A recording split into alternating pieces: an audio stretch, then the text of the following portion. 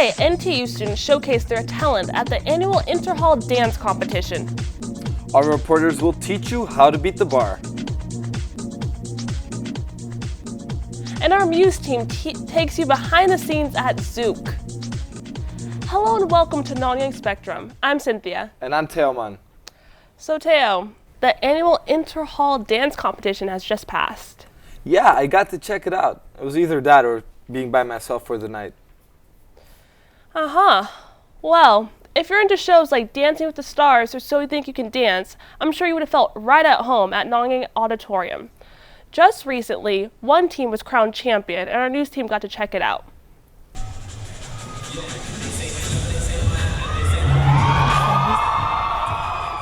Dance Libre, NTU's key dance competition of the year, is all about using dance to liberate oneself. Ironically, backstage, the mood was anything but liberating. Dancers applied layers of makeup, stretched, danced under a tense mood of anticipation. When their team is called on stage, they will only have 6 minutes to convince the judges that they deserve to be champions. Yet, reigning champions Hall 1 are taking a gamble. What we try to do this year is really something very different. We're moving away from the score sheet because one of the things that I personally feel is we disagree with some of the things that are in the score sheet. But what's more important than that is that I think it's time to turn this competition into appreciation. Dance can be much more than what HOCC is pitching it at. And what we're trying to do is show that dance can be something that is powerful and inspiring, and it can be more free and still remain a powerful competition. Every team has spent months preparing for this moment. They were right to do so. It was an intense competition. Each hall had different styles and, of course, crazy costumes. Actually, the sweat is worth it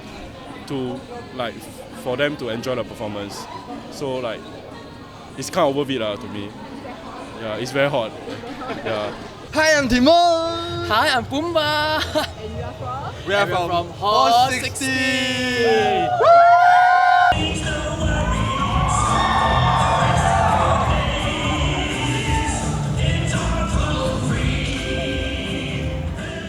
Yet it seemed the flamboyant costumes and props were not enough to shake the simple yet powerful dance moves of the reigning champions who won yet another year. The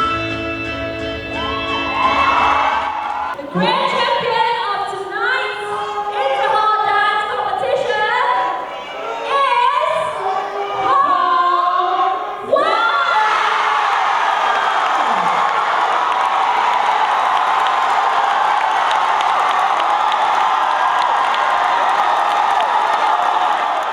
So congratulations on your win. Thank you. So you're quite emotional. Yes, very right now. emotional. I think it was quite obvious, the winner. It was a unanimous vote between all 5 judges. This is Kara Chiang reporting for Nanyang Spectrum. Well, it sure was exciting. Dancing seems to be a great way to promote events as well. Apart from flyers, posters, and a giant signboard, spontaneous performance dance seems like a great way to create interest and impact. It's known as Flash Mob and was used at the NTU Open House recently to great effect. Let's check it out. To promote the NTU Open House on 10 March, a group of student ambassadors came up with a novel idea of organizing a flash mob in town. The flash mob took place in 3 locations: outside Neon City, skate park, and the Cathay. Most people were oblivious about the planned event until suddenly the crowd was brought to a standstill by the blasting music and the exciting dance performance by student ambassadors of NTU.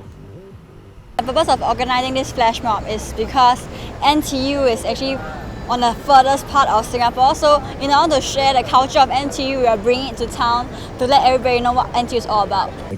Passerbys were delighted by the event, but behind the entertainment lies a more serious purpose: to attract more students to attend the open house and study at NTU. Encourage other students who are interested in going to a uni to consider NTU. NTU students are very vibrant and they are very game enough to do this kind of flash mob. It's quite refreshing. Using the idea of a flash mob is very interesting and refreshing, to promote NTU Open House. I enjoy this very much. The flash mob wouldn't be possible if not for a group of dedicated volunteers who spent their weekends and recess week rehearsing. The preparation started since December. So when we started organizing and choosing the locations, after locations are settled, then we had to recruit people, which was in January, and after that all the practices and the choreography. So it took quite a few months. It took me about 2 weeks to prepare for this flash mob. From the first practice till now is about a week, but the actual days that we practice for dance is about 2 or 3 days. The most valuable experience we have gotten out from this flash mob is working with other people that we haven't really worked with before. Countdown for NTU Open House on 10 March. Whether this flash mob will attract more students to visit NTU during the open house, no one really knows. But still, kudos for the passion shown by our student ambassadors. This is Cynthia Washington reporting for Nanyang Spectrum. We have something very special for you now. Yes, something that's more awesome than special. Are you ready to win some prizes? If you are ready, we have a competition for you. That's right. All you have to do is answer 2 questions. Now, if you answer them correctly, 2 lucky winners will each win a pair of movie tickets.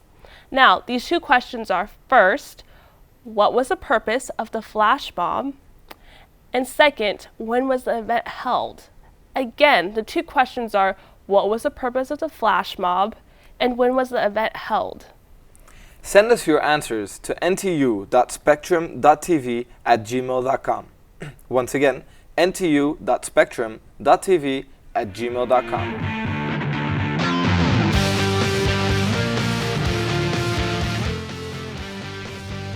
Hey Taemin, have you heard of IPPT? Yeah, I've heard of it. I believe it's a fitness test for the men from the National Service of Singapore. I believe it stands for Individual Physical Proficiency Test. That's right. Now, I heard the chin-up is the hardest of this text exercises, and our reporters have some tricks to teach you how to improve that chin-up. Check it out. Sit up. Standing broad jump. 4 by 10 meter shuttle run. 2.4 km run. These are the test items for IPPT, also known as Individual Physical Proficiency Test. But among all 5 items, most men fail to conquer the chin-up station. The chin-up is a pulling movement. In our daily life, pushing movements are more common. So pulling movements are less common, so we don't do it as regularly. The muscles used for the chin-ups are found in the upper back, shoulders, arms, the chest, and the torso. So how should we train? The push-up is good because it trains the upper body. It trains the core a lot. But the main thing is to go and do a chin-up. So even if you cannot do one, right, you can do keeping, where you swing your way up until you can do 1 chin-up. Then you start doing 1 chin-up every day. Practice makes perfect. This is the way that works best. You just keep going. With these helpful tips, let's try some chin-up. This is Ong Min Lee reporting for Nanyang Spectrum.